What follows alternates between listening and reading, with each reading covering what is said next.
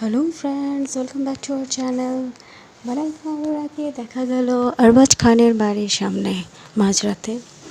তাহলে কি মালাইকা আরোরা কষ্টে আছে, ভুলতে পারছে না তার এক্স হাজব্যান্ড আরবাজ খানকে?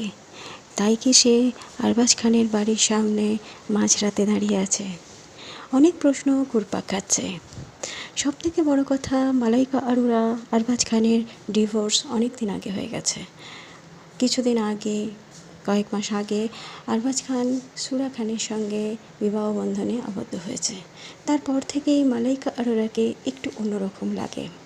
তাহলে কি মালাইকা আরোরা আবার ফিরতে চায় তার এক্স হাজব্যান্ডের কাছে? আবার কি তারা একসঙ্গে থাকতে চায়? সে কি কোনো কষ্টে আছে?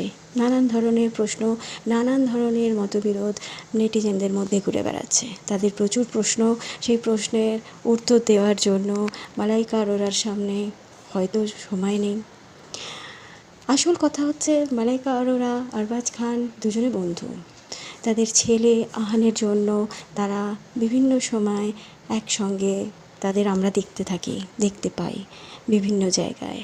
আরহান যখন কোথাও যায় তখন এয়ারপোর্টে দুজনকেই আমরা দেখি, মালাইকা আরোরা, আরবাজ খানকে।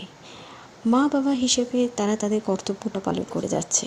তাদের সম্পর্ক থাকুক আর নাই থাকুক, তাদের সম্পর্কের মধ্যে কোনো ভালোবাসা নাই থাকুক, তাদের বন্ধুত্ব আছে, আর তারা তাদের সন্তানের জন্য সেই বন্ধুত্বটাকে বজায় রেখেছেন। তাদের সন্তানের কোনো রকম কঠিন সিদ্ধান্ত নিতে হলে, কোনো ডিসিশন নিতে হলে, কোনো বিষয়ে দুজনকে একসঙ্গে লাগে, মা বাবা দুজনকেই।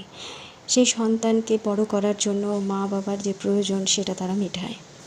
দুজনের মধ্যে বিরোধ থাকা সত্ত্বেও, দুজনের মধ্যে মতের অমিল থাকা সত্ত্বেও, দুজনে আলাদা থাকা সত্ত্বেও তাদের মাঝে মধ্যেই একসঙ্গে আমরা দেখতে পাই। এটাই অরিজিনাল মা বাবা।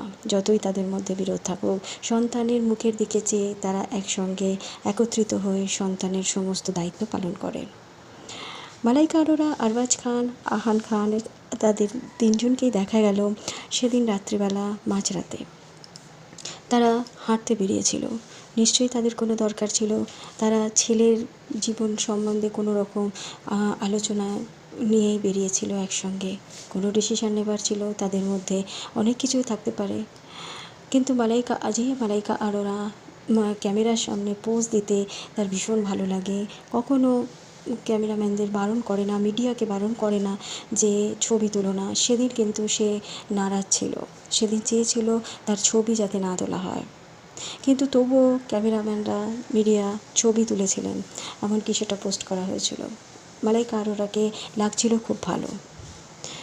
কিন্তু এই যে দুজনের অমিল থাকা সত্ত্বেও দুজনের মধ্যে মিল আছে, বন্ধুত্ব আছে, এটা যখন সম্পর্ক ছিল তাদের মধ্যে, তখন এই মিলটা আমরা এতটাও দেখতে পাইনি।